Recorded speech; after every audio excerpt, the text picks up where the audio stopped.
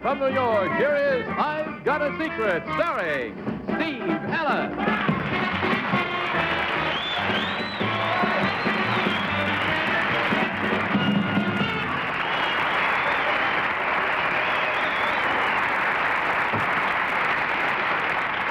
Good evening, folks. If it comes again, I'm ready for it.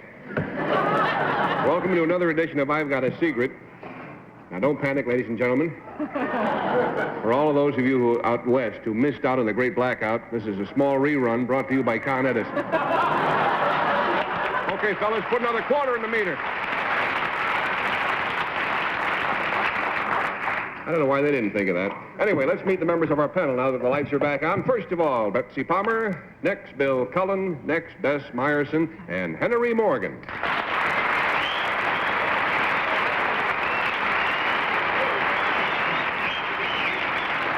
Incidentally, Bess, congratulations to you on being named Woman of the Year by the Anti-Defamation League for your great work in human relations. It's a fine honor, and we're all proud of you for winning. Thank you.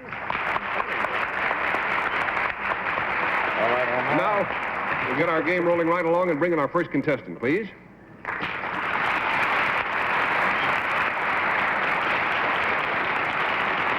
We have two gentlemen. How do you do? Make yourselves comfortable in these chairs, if you will. And I'll move all of my lighting equipment out of your way here. Tell us your names and where you're from. My name is Norris McWhirter from London, England.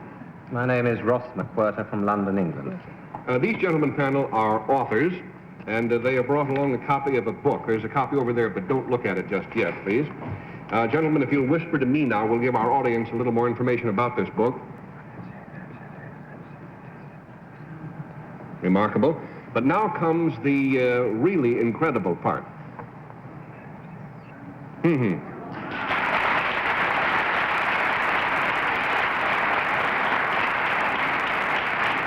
Panel, the clue concerns this book, of course, and something the McWhirters have done, and we'll start the game with Bess Meyerson.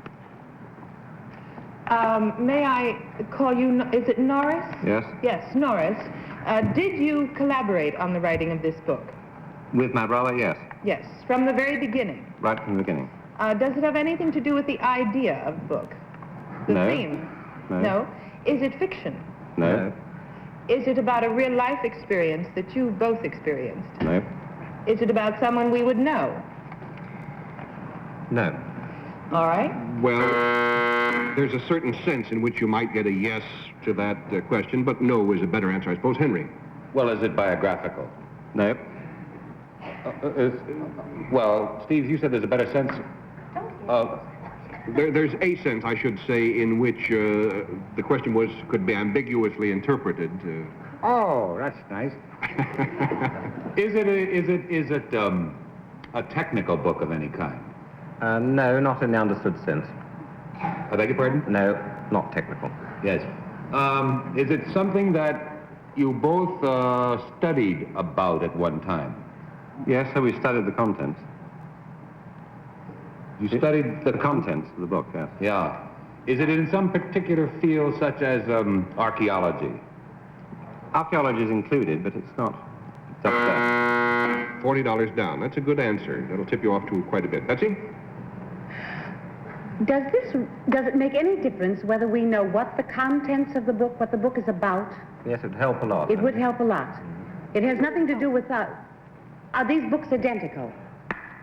Don't. Oh, yes. Yes, they are. They are identical. Are you identical, twins? Yes. Does it have to do with being twins? No. No? Does it have something maybe to do with archaeology?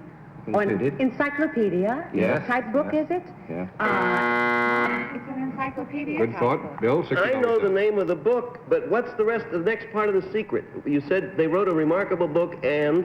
And something they can do about this book. A demonstration they can perform. Oh, it's a McGuinness book of superlatives. They've memorized most of the stuff in it, I suppose, then.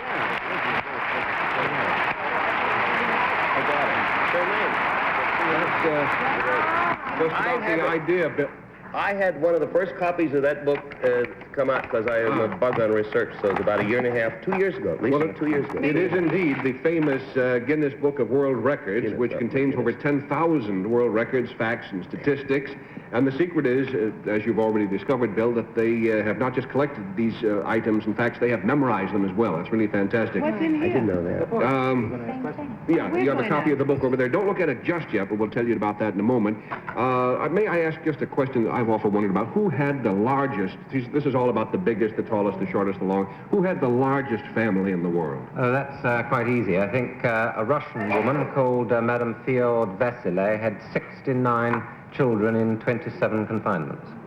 One woman had 69 children. Yes. A lot of twins and triplets. Yes, she had 16 twins. She had 7 sets of triplets and 4 sets of quads.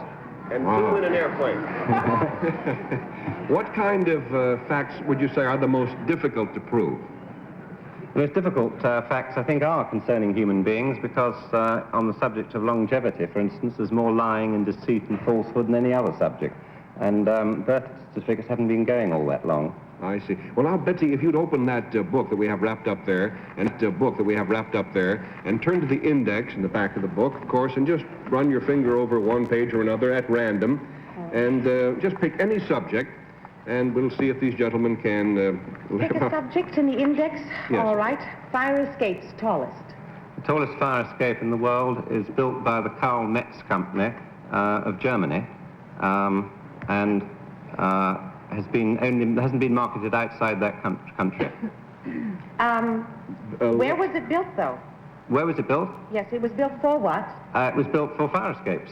Oh, I caught you a little bit. No, actually, yes, it was. But it was built for the Moscow Fire Brigade. Did you know Moscow Fire that? Brigade. Isn't that Yes. marvelous? Yes. Bill, now run your finger, if you would, down any page of the index and stop anywhere you like, and ask the gentleman about the fact you find. That's a lot, but you should know.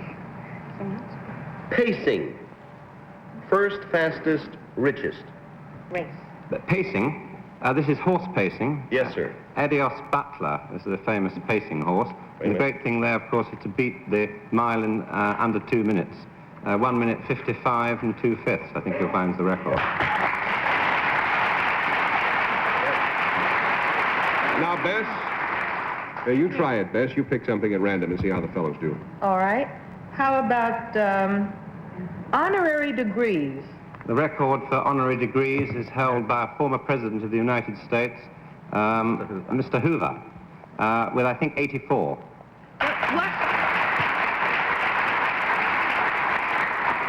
Henry? When was Mr. Hoover born? When was he born? Yes. Well, he died at the age of 90 last year, so he must have been born in 1864. 74. 74, sorry, 74. You've got to read that chapter again. 74. Very good. Henry, what's yours? The largest auditorium. The largest auditorium is Atlantic City, New Jersey, with a capacity of over 42,000 people. Has the world's largest organ.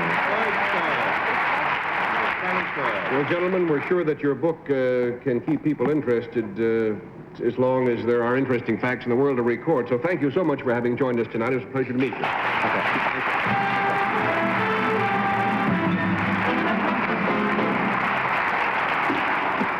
We'll be back with you again in just a minute, but first let's watch this.